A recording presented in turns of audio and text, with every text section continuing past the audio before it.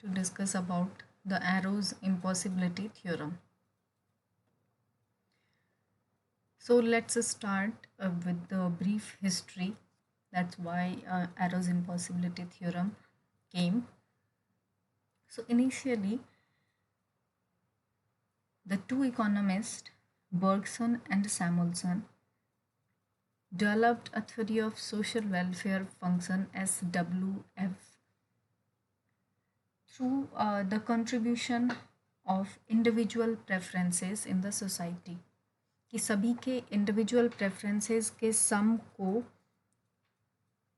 मिला के सभी के सम करके जितने भी इंडिविजुअल्स हैं सोसाइटी में उन सब की वेलफेयर को सम करके हम सोसाइटी की वेलफेयर फंक्शन को डिराइव कर सकते हैं. That was given by Samuelson and Bergson. So Bergson social welfare function says the sum of all individuals' welfare or utility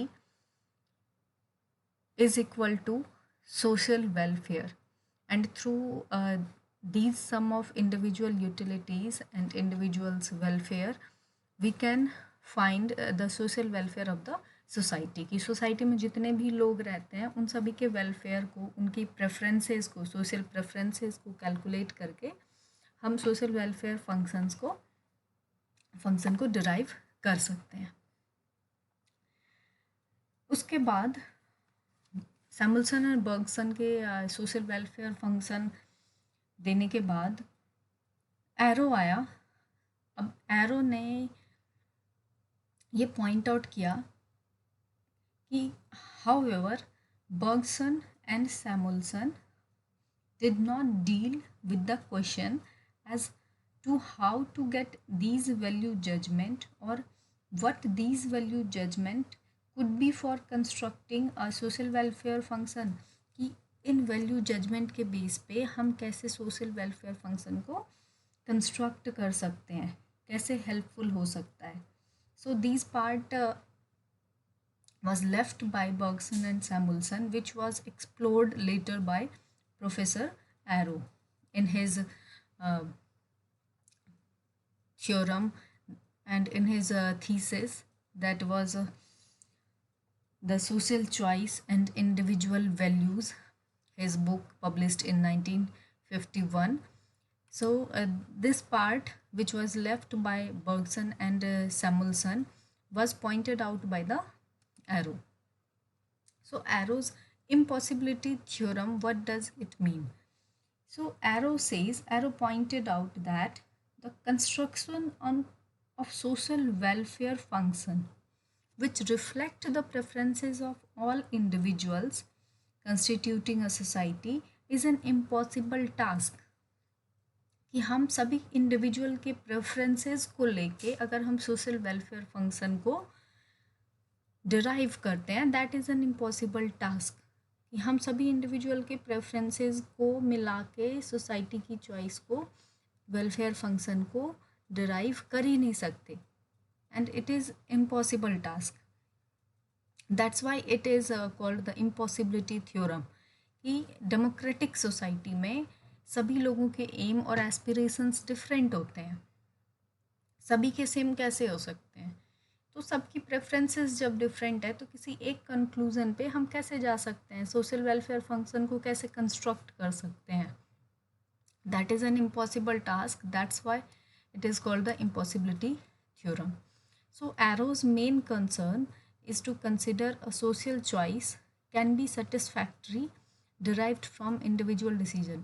कि अगर इंडिविजुअल डिसीजन के बेस पे अगर हम सोशल चॉइस डिराइव करते हैं then it can be satisfactory.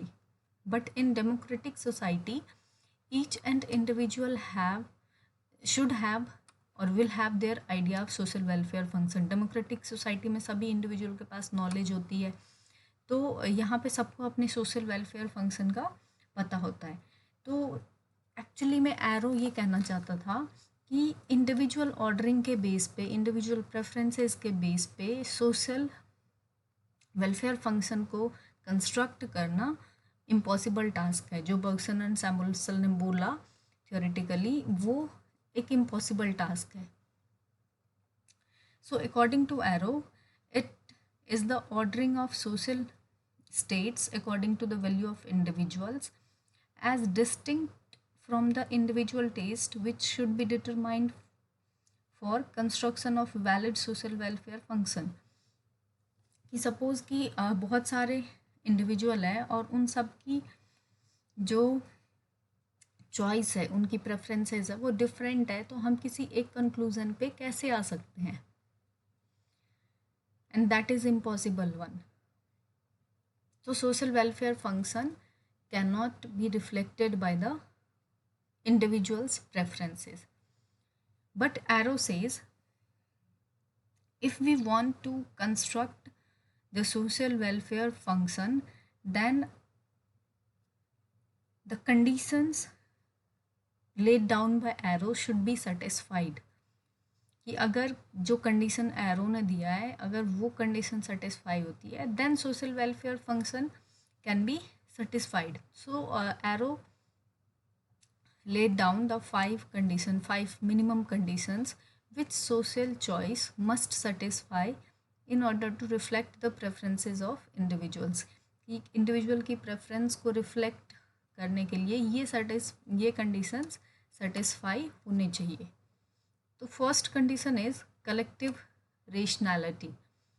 Collective rationality means all possible alternative must be derived from social choices, which in turn must be based on rationality. That means decision making of social choice should be rational.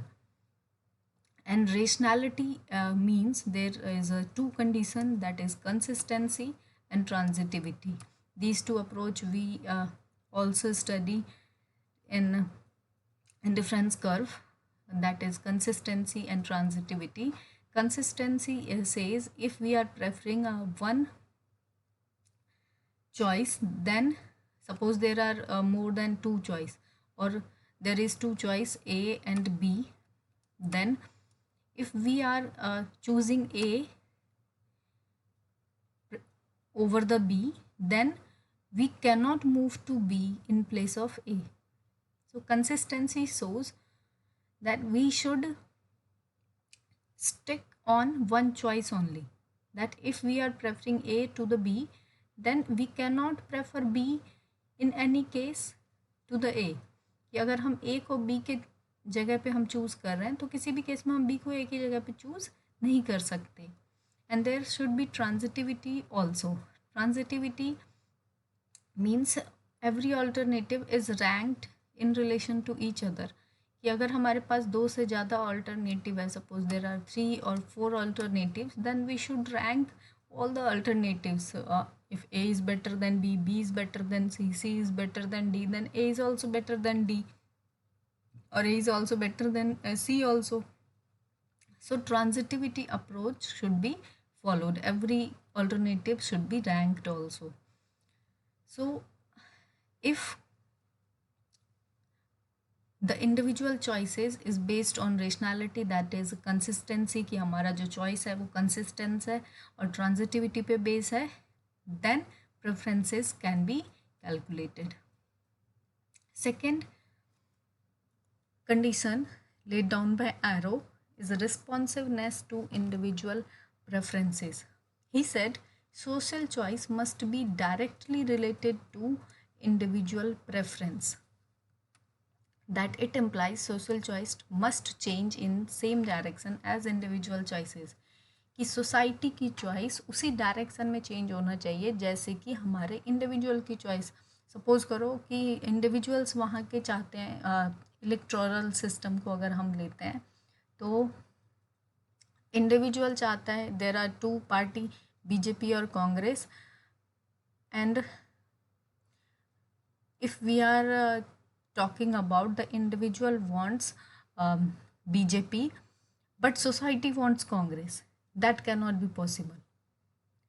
If the individual want BJP, then society also, social choice should be in favor of BJP also. कि जो individual prefer करता है वही society की preference होनी चाहिए, same direction में choice move करनी चाहिए like individual. And individual choice must be derived within the society.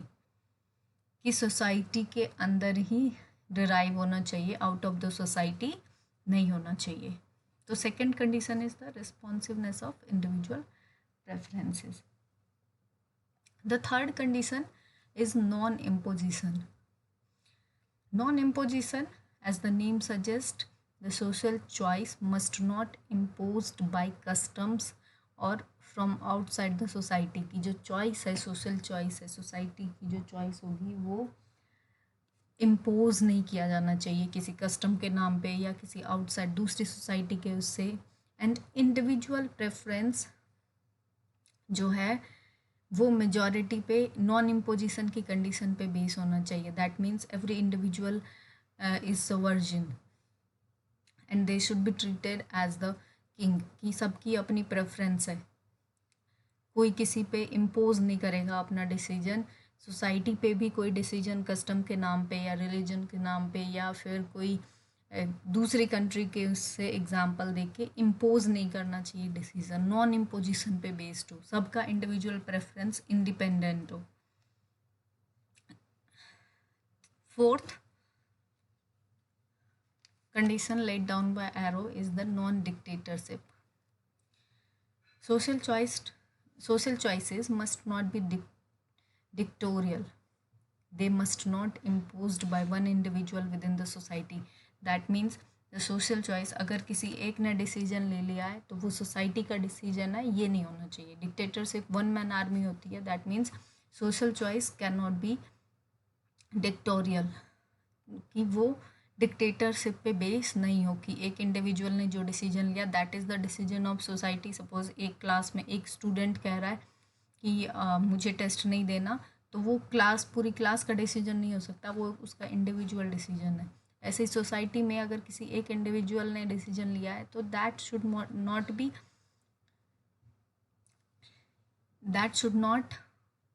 Part of social decision. वो उसका इंडिविजुअल ऑर्डरिंग है, ना कि सोसाइटी की चॉइस है वो। So there should not be non dictatorship. It means non dictatorship should be followed. Every individual can take their decision freely and by the summation of these decision, ये नहीं कि कुछ लोगों के डिसीजन को लेके और पूरी सोसाइटी की डिसीजन बना दी, वो भी नहीं हो सकता। each and every individual preference can be calculated, कि सभी इंडिविजुअल की जो प्रेफरेंसेस है वो कैलकुलेट होनी चाहिए और एक या कुछ ही सैम्पल लेके हम डिसीजन को, चॉइस को नहीं रिवील कर सकते हैं। तो there should be non dictatorship also. Fifth and last condition given by Arrow is independent of irrelevant alternatives. The social choice must be independent of irrelevant alternatives. It simply states that choice made by society depends on the ordering of individuals in that environment and not on ordering of alternative outside the environment. That means the ordering of individuals should be depend on the environment of that society only. It should not depend on the outside the society. Social preference, suppose there are two preference x and y, that should depend only on the individual preference between x and y. इसमें कोई z involve नहीं होगा, कोई b involve नहीं होगा, a involve नहीं होगा. So if a candidate x ranks socially before candidate y, then x should rank socially before y. कि इसमें कोई भी थर्ड कैंडिडेट आके इसमें पार्टिसिपेट नहीं कर सकता. जो इन्वायरमेंट उस सोसाइटी में मिली हुई है उसी सोसाइटी से डिटरमाइन होगी सोशल चॉइस, कोई एक्सटर्नल आउटसाइड सोसाइटी से डिटरमाइन नहीं होगी. तो एरो ने ये 5 कंडीशन बताए कि इस 5 कंडीशन के बेस पे ही जो हमारा सोशल वेलफेयर फंक्शन है, अगर ये 5 कंडीशन फॉलो होती है तो हम SWF जो है वो डिराइव कर सकते हैं, सोशल वेलफेयर फंक्शन डिराइव कर सकते हैं.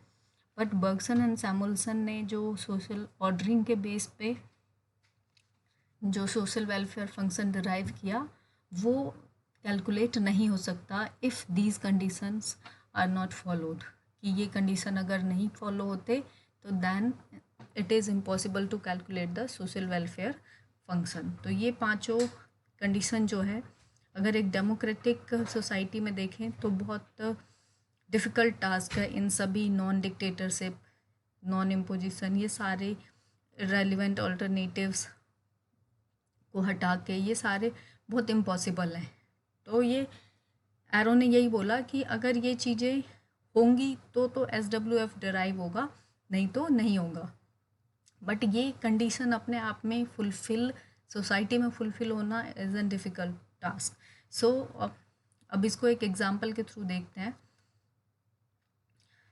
To illustrate the Arrow's impossibility theorem, we are supposing there are three individuals A, B and C in the society. Each individual has a consistent preference. They are not going to change their preferences randomly. They have to vote and rank their preference for three different situations. तीन situation है उनके पास XYZ, और इन तीनों XYZ को उन्हें rank देना है। They are suppose to vote by giving numbers. अगर वो किसी को फर्स्ट प्रेफरेंस दे रहे हैं तो उसको नंबर 3 देंगे, उससे कम वाले को सेकंड, और थर्ड प्रेफरेंस को 1। तो सबसे ज़्यादा मार्क्स जो मिलेगा वो फर्स्ट प्रेफरेंस को 3, उससे कम सेकंड प्रेफरेंस को 2, और जो थर्ड प्रेफरेंस होगा उसको 1 मार्क्स। तो 3 इंडिविजुअल 3 प्रेफरेंसेस हैं और मार्क्स डिफाइंड है। एंड जो एरो ने यूज़ किया है that is X is for fresh water, Y is for fresh air and Z denotes the kerosene oil and fuel. But the use of democratic process जो mainly arrow ने जो use किया था वो था वोटर सिस्टम को लेके, कि कैसे डेमोक्रेटिक सोसाइटी में अगर वोटर सिस्टम का अगर हम रिज़ल्ट कैलकुलेट करें तो ये 5 कंडीशन के बेस पे वोटर सिस्टम का जो रिज़ल्ट होता है, अगर ये 5 कंडीशंस फुलफ़िल होती हैं तभी वो वेलफेयर के लिए प्रूव्ड हो सकती हैं कि जो डिसीजन है वो सोशली इंडिविजुअल प्रेफरेंस पे बेस है। लेकिन डेमोक्रेटिक सोसाइटी में ये सारे 5 कंडीशंस फॉलो होना डिफ़िकल्ट टास्क है, तो इसीलिए वोटर सिस्टम में भी ये 5 कंडीशंस फॉलो नहीं हो पाती है। तो अब तीनों इंडिविजुअल का तीनों प्रेफरेंस के लिए हम देखते हैं कि कैसे वो इन तीनों को नंबर देता है। तो 3 इंडिविजुअल है, 3 अल्टरनेटिव सिचुएशन है XYZ। ए को लेते हैं सबसे पहले। ए ने 3 मार्क्स दिए हैं X को, Y को दिया है 2 और Z को दिया है 1। मीन्स X जो है ए के लिए सबसे ज़्यादा बेटर है than Y and then Z. X is preferable to Y, Y is preferable to Z. B is giving 3 marks to Y, then 2 marks to Z and 1 marks to X. कि अगर हम B के लिए देखें तो B के लिए क्या है, Y is better than Z and Z is better than X. It means X जो है सबसे लोअर पे आता है। सी के लिए अगर देखें तो सी ने सबसे ज़्यादा मार्क्स दिया है जेड को, दैट मीन्स जेड। देन उसके बाद किसको दिया है, एक्स को। Z is preferable to X and X is preferable to Y. और ए के लिए क्या था हमारा, X is better than Y and Y is better than Z. तो अब इस एनवायरनमेंट सिचुएशन को हमने फ्रेश एयर, फ्रेश वाटर और फ्यूल लिया था। अब तीनों ने अपनी अपनी प्रेफरेंसेस रिवील कर दी कि किसको क्या बेटर लगता है। ए के लिए एक्स सबसे ज़्यादा बेटर है और बी के लिए वाई सबसे ज़्यादा बेटर है और डी के लिए जेड सबसे ज़्यादा बेटर है। लेकिन मोर प्रेफरेबल सिचुएशन जो है वो सबसे ज़्यादा किसको वोट कर रहे हैं। तो 2 इंडिविजुअल अगर देखें हम, बी और ए, ये दोनों अगर हम देखें तो वाई को ज़्यादा मार्क्स दे रहे हैं। सब ए के लिए एक्स सबसे ज़्यादा बेटर है, बट वाई सेकेंड नंबर पे आ रहा है।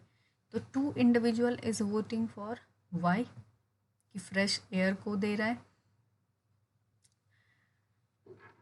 तो सिंगल वोट, अगर हम जेड को देखें, जेड प्रेफरेंसेस सिर्फ एक सी है जो जेड को हायर प्रेफरेंस दे रहा है, और जो वाई है उसको वाई को ज़्यादा प्रेफरेंस सिर्फ सी नहीं दे रहा है। तो अगर हम यहाँ पे देखें तो मेजॉरिटी क्या कहती है कि वाई जो है वो बेटर है, क्योंकि उसे सबसे ज़्यादा वोट मिला है। 3 में से 2 वोट वाई को मिल गए हैं, सी का सिर्फ नहीं मिला है। तो अब यहाँ पे जो डिसीजन होगा सोशल वेलफेयर फंक्शन, अगर हम मेजॉरिटी के बेस पे ले लेते हैं कि ए और बी ने जो कहा वो ठीक है, तो सोशल वेलफेयर फंक्शन, अब सी का प्रेफरेंस तो अलग है। तो एरो ने क्या कहा था, नॉन इम्पोजिशन, कि यहाँ पे अगर हम ए और बी के प्रेफरेंस के अकॉर्डिंग सोशल चॉइस जो है वो कैलकुलेट कर लेते हैं, दैट मीन्स सी पे वो इम्पोज किया गया है कि वाई बेटर है, जबकि सी को तो वाई अच्छा ही नहीं लगता, सबसे लास्ट इसने दिया है वाई को। तो नॉन इम्पोजिशन बोला था एरो ने, वो चीज़ फॉलो नहीं हो रही है। और अगर हम मान लो सपोज कि एक्स को बेटर बनाते हैं या जेड को बेटर कर देते हैं कि जेड इज़ बेटर, इस जेड को भी 2 लोगों ने ज़्यादा मार्क्स दिए हैं, तो ए पे इम्पोज किया जाएगा, क्योंकि ए ने सबसे कम मार्क्स जेड को दिया है। तो नॉन इम्पोजिशन फॉलो नहीं हो रहा है यहाँ पे।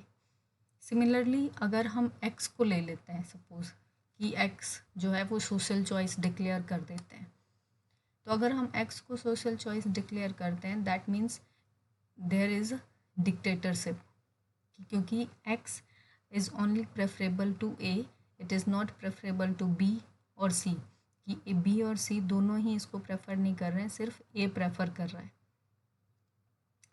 तो यहाँ पे डिक्टेटरशिप इन्वॉल्व हो जाएगी।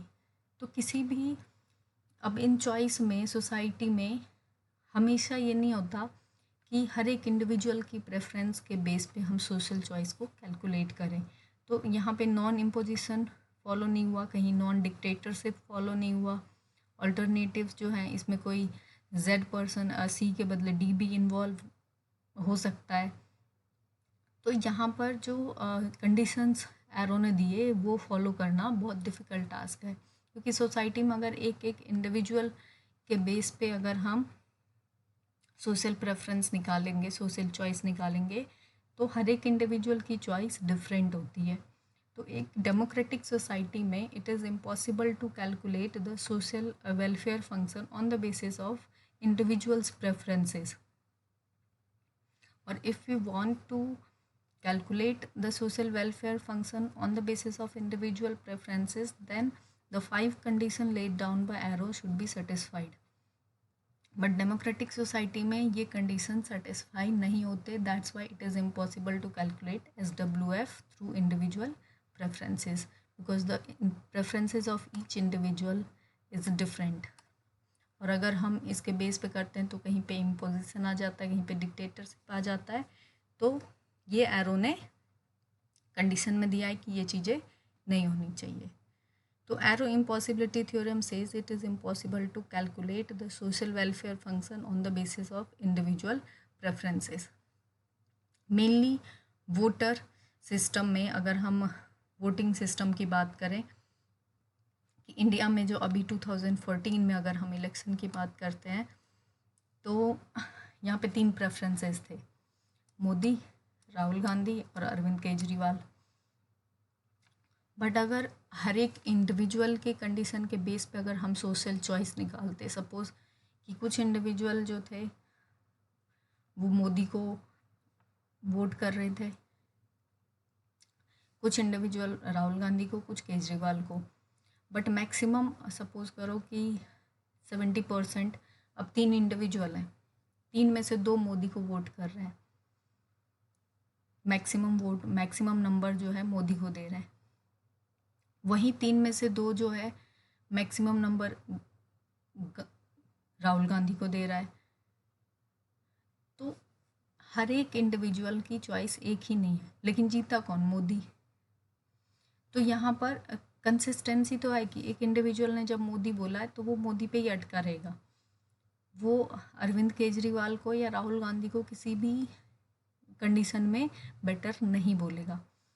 तो कंसिस्टेंसी है, ट्रांजिटिविटी है कि वो अपनी प्रेफरेंस भी बता रहे हैं कि फर्स्ट मेरे लिए मोदी है, या फिर गांधी, फिर केजरीवाल, या फिर पहले केजरीवाल देन मोदी देन गांधी। तो सब ट्रांजिटिविटी भी है। बट रियल सिनेरियो में जो ये सोशल चॉइस, सपोज बीजेपी जीती, तो बीजेपी को 100% वोट नहीं मिला है। वोट 100% तो नहीं मिला, दैट मीन्स कि कुछ इंडिविजुअल को हमने क्या किया, छोड़ दिया। सभी इंडिविजुअल की प्रेफरेंस को कैलकुलेट नहीं किया है हमने। तो जब सभी इंडिविजुअल की प्रेफरेंस को कैलकुलेट अगर हम देखने लग जाए, तो यहाँ पे क्या हुआ, इम्पोजिशन भी आया। कुछ लोगों को गांधी पसंद था, लेकिन राहुल गांधी पसंद था, लेकिन मोदी आया, तो उसके ऊपर तो मोदी इम्पोज हुआ है। कुछ लोगों को केजरीवाल पसंद था, फिर भी मोदी आया, उसके ऊपर भी इम्पोज हुआ है। तो नॉन इम्पोजिशन फॉलो नहीं हुआ। तो एरो ये कहता है कि इंडिविजुअल चॉइसेस के बेस पे it is impossible to construct the social choice, कि सभी इंडिविजुअल को लेके हम कभी भी सोशल चॉइस को कैलकुलेट नहीं कर सकते हैं। सो वोटर इलेक्शन जो है, यहाँ पर इंडिविजुअली कोई भी रिजल्ट सोशल चॉइस का नहीं आता, ये ग्रुप और कम्युनिटी के ऊपर बेस्ड होता है, क्योंकि डेमोक्रेटिक सोसाइटी में इन हर एक इंडिविजुअल की चॉइसेस एंड प्रेफरेंस को लेके अगर हम रिजल्ट निकालेंगे तो वो नहीं निकल सकता है। और ये जो वोटर सिस्टम को लेके जो एरोज इम्पॉसिबिलिटी थ्योरम है, ये बहुत ज़्यादा फेमस हुआ था, और इस थ्योरम की वजह से ही एरो नोबेल प्राइज़ विनर, और इसको मेनली इकोनॉमिक्स का एल्बर्ट आइंस्टाइन बोला गया था, कि वोटर सिस्टम को लेके जो इसने अपनी इम्पॉसिबिलिटी थ्योरम दी थी। अभी तमिलनाडु में या साउथ इंडिया में जो हमारा तेलंगाना में जो वोटर सिस्टम अभी जो इलेक्शंस हुए, उसको लेके वहाँ पर भी एरोज इम्पॉसिबिलिटी थ्योरम लगा के रिजल्ट निकाला गया था कि हो सकता है कि नहीं हो सकता। तो हर एक इलेक्टोरल सिस्टम में एरोज इम्पॉसिबिलिटी थ्योरम को हम यूज़ कर सकते हैं। तो मेनली एरो ने ये हमारी थ्योरी कंस्ट्रक्ट की थी इम्पॉसिबिलिटी थ्योरम की, सोसाइटी में social welfare function individual choices के बेस पे कैलकुलेट नहीं कर सकते, कंस्ट्रक्ट नहीं कर सकते हैं। अगर कंस्ट्रक्ट करना है तो 5 कंडीशंस को फॉलो करनी पड़ेगी, जो एरो ने अपनी 5 कंडीशंस दी थी, और अगर वो 5 कंडीशंस फॉलो नहीं होती है, that means it is impossible to construct the social welfare function. So that was all about the Arrow's impossibility theorem. Thank you.